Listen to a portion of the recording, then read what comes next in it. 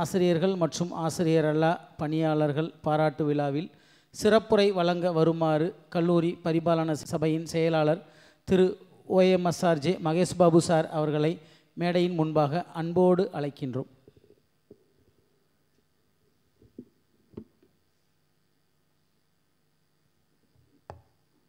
Good evening, one and all present here. ரொம்ப ஹாப்பியாக இருக்குது. இன்றைக்கி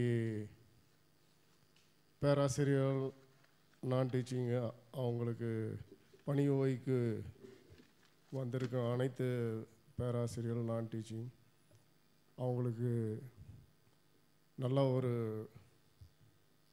உடல் நலம் எல்லாமே பேசுனீங்க. அவங்க சிறப்பாக இன்னும் பல ஆண்டு காலங்கள் நோய் நொடி இல்லாமல் வாழணும்னு இந்த நேரத்தில் இறைவனை வேண்டிக் கொள்கிறேன். இந்த சிறப்புரைன்னு போடுறீங்க, ரொம்ப நேரம் பேசிடுவேன்னு நினைக்க வேண்டாம், ஷார்ட்டாக முடிச்சிடுறேன். ஏன்னா பேராசிரியர் எல்லாம் வீட்டுக்கு போகணுங்கிற குடும்ப தலைவிகளாக இருப்பாங்க. அதனால் சுருக்கமாக பேசிட்டு முடிச்சிடுறேன். கற்றவருக்கு சென்ற இடமெல்லாம் சிறப்பு, இது உண்மை. இப்போ இன்றைக்கி பணி நிறைவு பெறும் பேராசிரியர் எத்தனையோ பேரை இன்றைக்கி வாழ்க்கையில் மேதைகளாக்கியிருப்பாங்க. அவங்க வாழ்க்கை பிரகாசமாக அமையறதுக்கு எவ்வளவு சிரமப்பட்டு அவங்கள உருவாக்கியிருப்பாங்கங்கிறது எனக்கு நல்லாவே தெரியும். ஏன்னா இந்த பேராசிரியர்கள் சொல்லி கொடுக்கறது இதெல்லாம் பார்க்குறப்ப எனக்கு ரொம்ப ஒரு ஆசையாக இருக்கும். நம்மளாம் வாழ்க்கையில் இப்படிலாம் படிக்கலையே, படிச்சிருந்தா நம்மளும் இப்படி பேராசிரியர்களாக சொல்லிக் கொடு. ஏன்னா நான் ஒரு பிஸ்னஸ் மேன். எங்கள் வீட்டில் என்னை ஆரம்ப காலத்தில் இருந்தே பணம்தான் வாழ்க்கை, வாழ்க்கை, வாழ்க்கை, பணம் தான் நீ சம்பாதிக்கணும், பணம் மட்டும்தான் வாழ்க்கை, அப்படியே என்னை வளர்த்துட்டாங்க. பணம் இல்லைன்னா உன்னை நாய் கூட மதிக்காதரா, ஏன் உன் பொண்டாட்டி கூட மதிக்க மாட்டான், அந்த மாதிரி ஒரு இதிலே என்னை ஊட்டி ஊட்டி ஊட்டி பணம் தான் வாழ்க்கை. ஒரு ஸ்டேஜ் வந்துருச்சு, கல்வியா செல்வமா அப்படிங்கிறது. கல்வி அப்படி கிடையாது. இன்றைக்கி என்றைக்குமே அது நிரந்தரமான செல்வம். அது மறக்கவும் மறக்காது. இன்றைக்கி செல்வம் அப்படி இல்லை, இன்றைக்கி இருக்கும், நாளைக்கு இல்லாமல் போகலாம். அந்த மதிப்பு மரியாதை அப்படிங்கிறதெல்லாம் அந்த படித்தவங்களுக்கு மட்டும்தான் வாழ்க்கையில் கிடைக்குதுங்கிறத இங்கே நான் அனுபவபூர்வமாக பார்த்தேன்.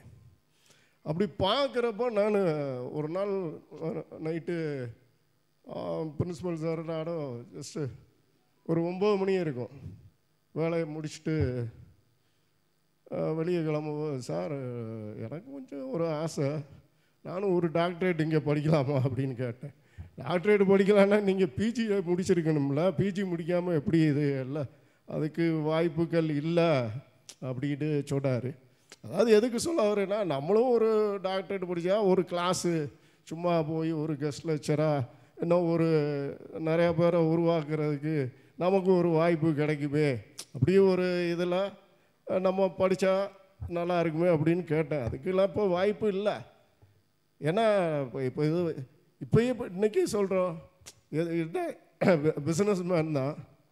இன்றைக்கி நமக்கு ஒரு பொது வாழ்க்கையில் இன்றைக்கி நிற்கிறோம் அப்படின்னா, அந்த காலேஜுக்கு என்ன அளவுக்கு நம்ம செய்ய முடியும், நம்மளால் என்ன கான்ட்ரிபியூட் பண்ண முடியும் அப்படிங்கிறது தான். ஏன்னா எங்களுக்கு சம்பளம்லாம் எதுவுமே கிடையாது, உங்களுக்கு தெரியும்.